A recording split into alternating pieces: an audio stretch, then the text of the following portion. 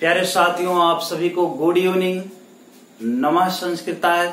आगे चलते हैं। कल हमने जो वीडियो में बताया था वो महाकवि कालिदास के बारे में बताया था। जब आज आपको देखना है वो महाकवि भारवी के बारे में देखना है। साथियों, किसके बारे में देखना है? महाकवि भारवी के बारे में देखना है। तो भारवी के बारे में भी आपको देखना है कि भारवी कवि क्या है, तो इसको भी आपको देखना है, इनका भी। सबसे पहले तो आप सबसे पहले तो ये आप जानेंगे कि महाकवि भारवी का जो उपनाम था, उपनाम कभी कभी पूछ लेता है दामोदर। क्या है? दामोदर है। और एक चीज ध्यान दीजिएगा, दामोदर इनका उपनाम था, ये इम्पोर्टेंट है, ये आपसे पूछा जाता है।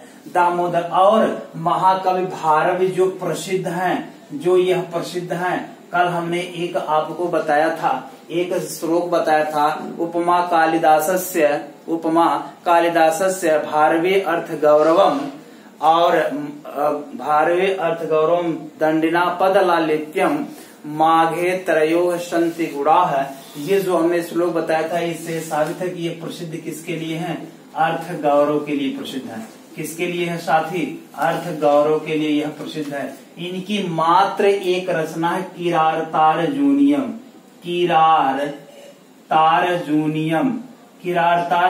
ये प्रमुख रचना है प्यारे साथियों। यह जो ग्रंथ है वो 18 सर्ग का ग्रंथ है। कितने सर्ग का ग्रंथ है? 18 सर्ग का, जिसमें भीम, द्रौपदी और तमाम प्रकार के लोगों का वर्णन इसमें किया गया है। तो किरारतार जूनियम आप नोट डाउन करिएगा, ये भारव की रचना है। प्यारे साथियों, इसी की एक बहुत प्रमुख पंक्ति है जो कि एग्जाम में बराबर पूछी जाती है। हितम मनोहारी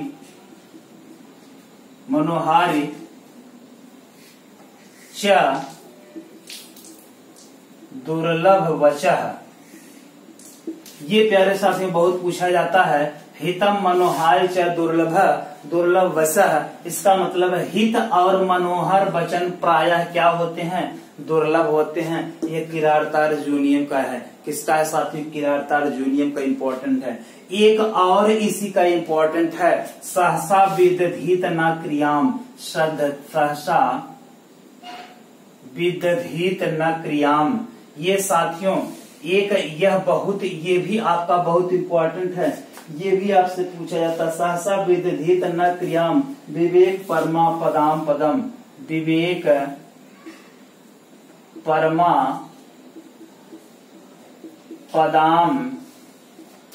पदम, यह सूक्ति भी बहुत इंपॉर्टेंट है, ध्यान दीजिएगा। हितम मनोहारी च दुर्लभ वचः, ये हित और मनोहर वचन जो होते हैं वो प्रायः दुर्लभ होते हैं। और सहसा विदधीत न क्रियाम विवेक परमा पदम पदा, तो इसको ध्यान दीजिएगा। सहसा अचानक कोई कार्य नहीं करना चाहिए, ये इम्पोर्टेंट है। अचानक कोई कार्य नहीं करना चाहिए। इससे विवेक क्या होता है? क्षीण हो जाता है। अगर जल्दी से किसी कार्य को आप करने का प्रयास करते हैं या किसी कार्य को करने में आप जल्दीबाजी करते हैं तो वह क्या होता है? उसका रिजल्ट प्रायः गड़बड़ मिलता है। तो साथियों, ये दोनों आपके बहुत इंपॉर्टेंट है। ये किसकी रचना है? किरारतार जूनियम, ये महर्षि भारवी की रचना है, इम्पोर्टेंट है। 18 सर्ग की कथा है जो महाभारत से संबंधित है। किससे साथियों? महाभारत से संबंधित है। इसको आप ध्यान दीजिएगा। फटाफट इस रचना को आप नोट डाउन कर लीजिए, फिर हम अगले कवि की तरफ आपको लेकर के चलते हैं।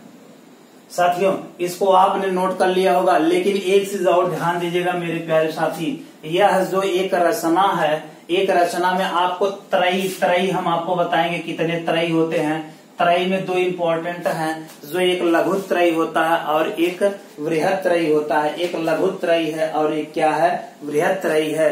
तो आपको ध्यान देना है कि यह जो किरारतार जूनियम है, यह बृहत त्रयी की एक रचना है। तो बृहत त्रयी की प्यारे साथी, जो आपका बृहत त्रयी की जो ट्रिक होती है वह होता है कि सुने।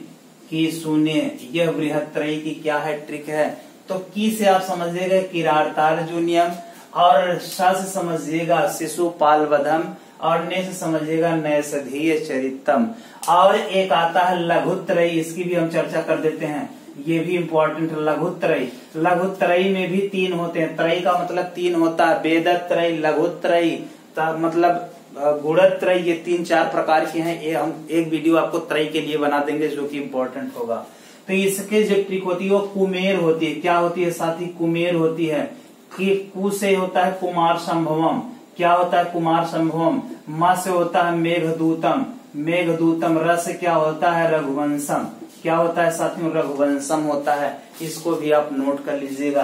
किसुने में किरातार्जुनीयम, शिशुपालवधम, नैषधीय चरितम। नैषधीय चरितम को ध्यान दीजिएगा। नैषधीय चरितम श्री हर्ष की रचना है जिसे औषधि का घर कहा जाता है। औषधि का घर कहा जाता है। कुमार संभवम, मेघदूतम, रघुवंशम, ये महाकवि कालिदास की रचना है। कुमार संभवम, रघुवंशम, ये 2 महाकाव्य हमने बताया। मेघदूतम एक इनका खंडकाव्य है। प्यारे साथी ये चीज आप ध्यान रखिएगा। किरातार्जुनीयम को आप क्या कहेंगे? किरातार्जुनीयम बृहत्त्रयी की एक प्रमुख रचना भी है जिसमें कितने सर्ग हैं? 18 सर्ग हैं। अगले कवि की तरफ हम लेके चलते हैं। ये कवि को आपको ध्यान देना है, एकमात्र रचना वाले कवि हैं। ठीक है, एक रचना वाले कवि हैं। चलिए प्यारे साथी आप ध्यान दीजिए, थोड़ी सी चीज और आप ध्यान दीजिए किरातार्जुनीयम को। किरातार्जुनीयम को एक चीज और इसमें ध्यान दीजिएगा, इसका जो सर्ग होता है, सर्ग का जो प्रारंभ होता है, इसको नोट डाउन कर लीजिएगा। सर्ग का प्रारंभ जो होता है वो श्री शब्द से होता है। किससे होता है? श्री शब्द से इसका प्रारंभ होता है। जबकि इसका जो अंत होता है, इसका अंत जो होता है वह लक्ष्मी शब्द से होता है। किससे दोस्तों होता है? लक्ष्मी शब्द से होता है। तो ये सारी चीजें जो है वो किरातार्जुनीयम की थी। ठीक है, इसमें एक किरातार्जुनीयम की कहानी थी। चलिए आगे जो हम चलते हैं, आगे अगला नाम आपके सामने लिखा गया है भवभूति।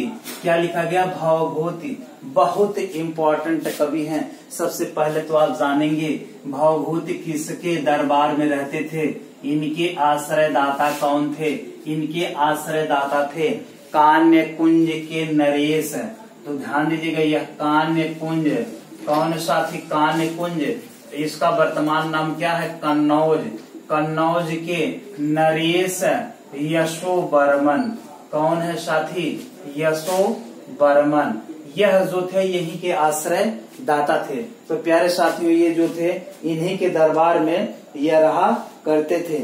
आगे जो है, आगे आपको जो इसमें और भी एक पॉइंट नोट करना है, इनको एक उपाधि दी गई थी प्यारे साथियों।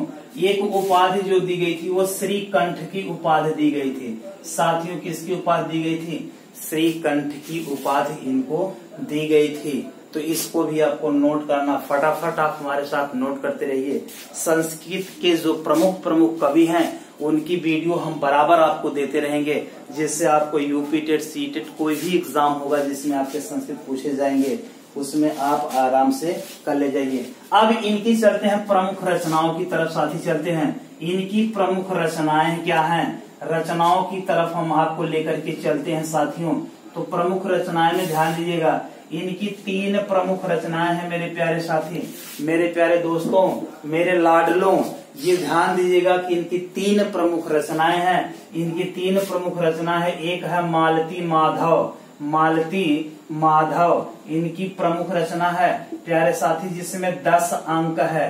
कितने अंक है? 10 अंक हैं। ये नाटक है, ध्यान दीजिएगा। और एक है महावीर चरितम। क्या है साथी? महावीर चरितम। क्या है? महावीर चरितम है। यह 7 अंक का है।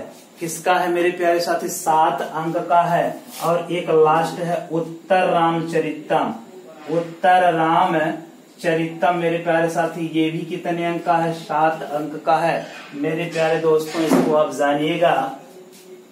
मालती महावीर को लेकर उत्तर गए, इसकी अगर आप ट्रिक आप जान सकते हैं तो ट्रिक जान लीजिएगा कि मालती इसकी ट्रिक आप जानिएगा। मालती महावीर को लेकर उत्तर गई, मतलब आप समझिएगा, ये आपको हमने एक ट्रिक बताया है कि कोई स्त्री है वह महावीर पुरुष को लेकर के किस दिशा में भाग गई, उत्तर दिशा में भाग गई। तो इसको आपको ध्यान देना है, बड़े हंसते हुए खेलते हुए आपको पढ़ाएंगे और ट्रिक के साथ आपको पढ़ाएंगे। तो मालती माधव में 10 अंक, महावीर चरितम में 7 अंक, उत्तर रामचरितम में 7 अंक। मेरे प्यारे साथी ध्यान दीजिएगा, मालती माधव में क्या है दोस्तों, मालती ये एक नायिका है और माधव एक नायक है। इन दोनों के विवाह का वर्णन मालती माधव में किया गया है। किसमें किया गया मेरे प्यारे साथी, मालती माधव में। इसमें आपको ध्यान देना है कि मालती और माधव के प्रेम विवाह का वर्णन है महावीर चरितम। मेरे प्यारे साथी, मेरे प्यारे दोस्त, मेरे हित मित्र, मुझे चाहने वाले, ये ध्यान देंगे, महावीर चरितम जो है उसमें सीता हरण, वनवास, मतलब भगवान राम के मतलब जंगल में जाने, सीता हरण और वनवास इत्यादि का वर्णन महावीर चरितम में किया गया। अंगों को मेरे प्यारे साथी ध्यान दीजिएगा।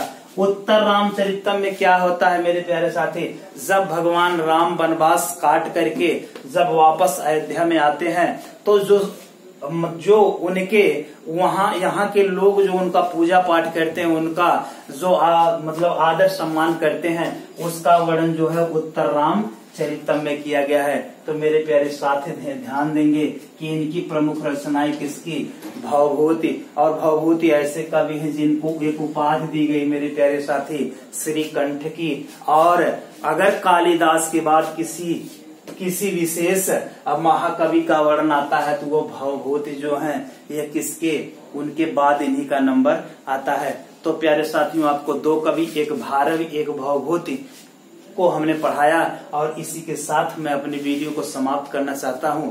और आपको एक बार पुनः नमस्कार, गुड इवनिंग एवरीवन। आप खुश रहिए, मैं भी खुश रहूंगा। हंसते खेलते मस्त रहिए। धन्यवाद।